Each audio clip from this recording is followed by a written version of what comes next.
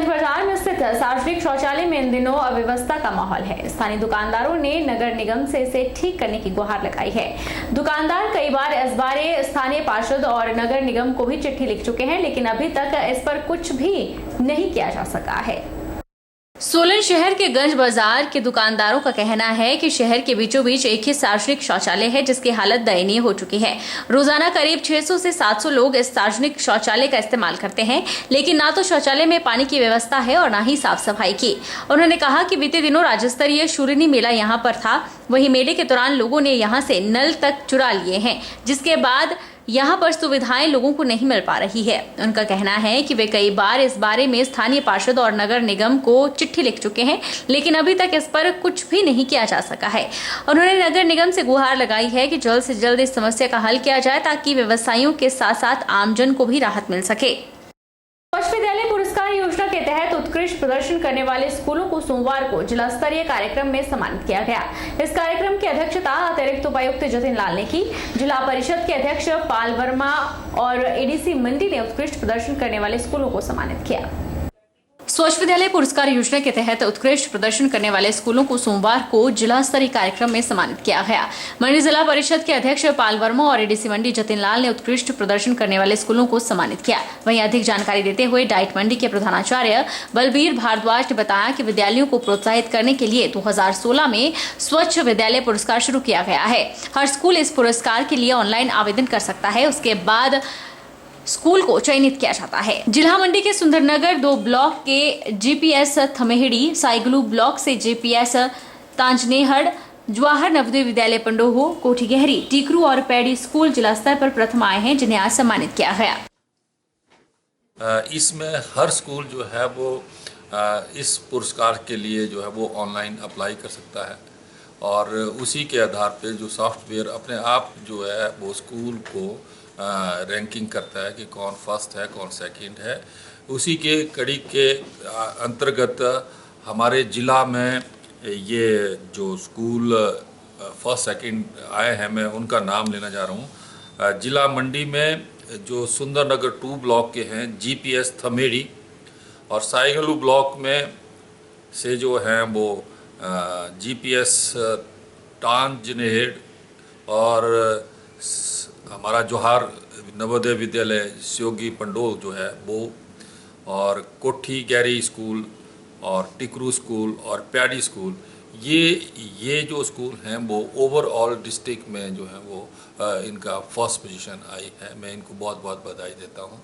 इस कार्यक्रम का जो मेन मकसद था कि स्कूलों में हम कैपेसिटी बिल्डिंग करें, लोगों को, बच्चों का और कम्युनिटी का जो बिहेवियर चेंज करें और ये जो जितने भी इन स्कूलों को अवार्ड दिए गए हैं ये सुनिश्चित किया गया कि इन सभी स्कूलों में पीने के पानी की व्यवस्था है, बच्चों के लिए गर्ल्स और बॉयज़ के लिए सेपरेट टॉयलेट्स हैं, हाथ धोने की व्यवस्था जो है सुनिश्चित है, बच्चों का कैपेसिटी बिल्डिंग जो है वो बिहेवियरल चेंज के लिए टाइम टू टाइम किया जाता है, कोविड-19 की जो गाइडलाइंस है उनको फॉलो किया जाता है।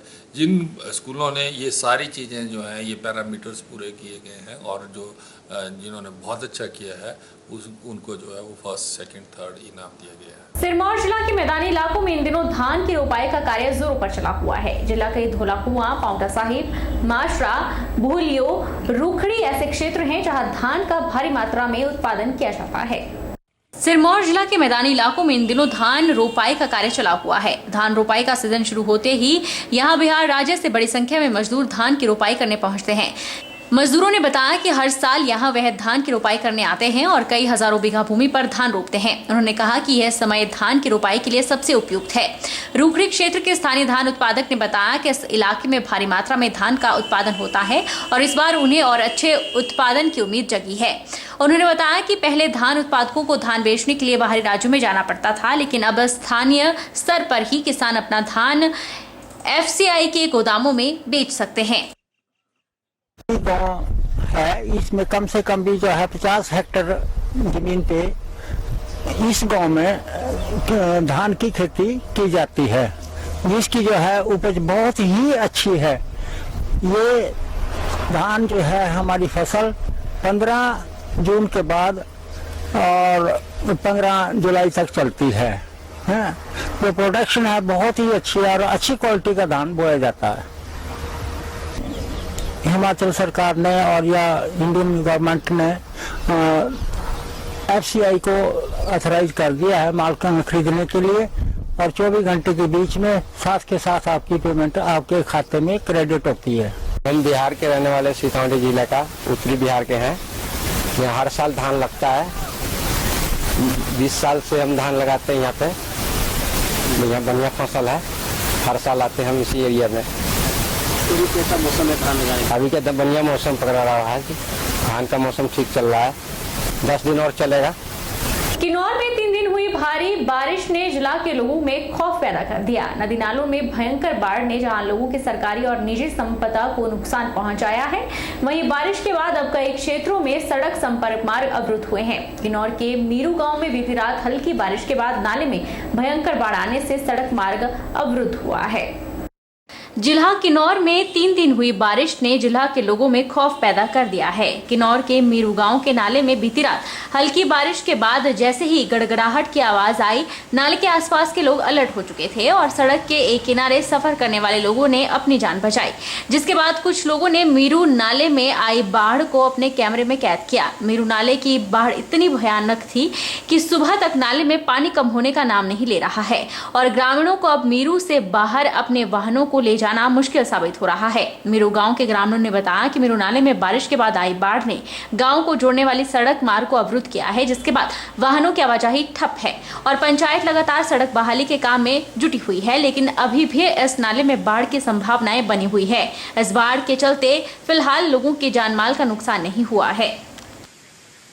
चंगर क्षेत्र की पीहड़ी पंचायत के गांव बदोहल के ग्रामीण 8 सालों से एक समस्या से जूझ रहे हैं। यहां के गांव में 8 वर्ष पहले जज घर का निर्माण किया गया है, पर बिना छत के ही छोड़ दिया गया। अब पिछले 8 वर्ष से लोग गांव में शादी होने पर बारात को ठहरने के लिए इधर उधर घरों की शरण ले रहे हैं, जबकि गाँव में कोई स्थायी जगह जज घर, गीता भवन या कम्युनिटी हॉल नहीं है। वहीं आम आदमी पार्टी पर्यटन विंग अध्यक्ष विकास धीमान ने कहा कि 2 सरकारें आई और चली गई, पर जंज घर को आज तक पूरा नहीं किया गया। सरकार जल्द इस ओर ध्यान दे।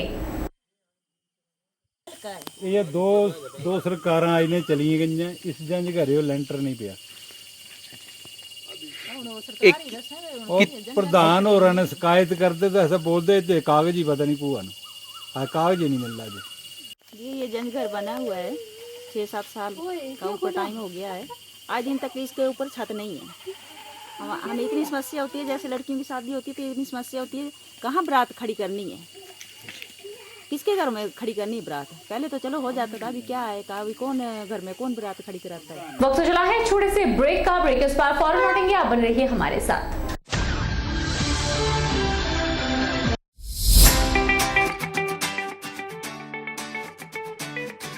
अभिलाषी यूनिवर्सिटी चाल चौक मंडी, a leading university in Himachal Pradesh.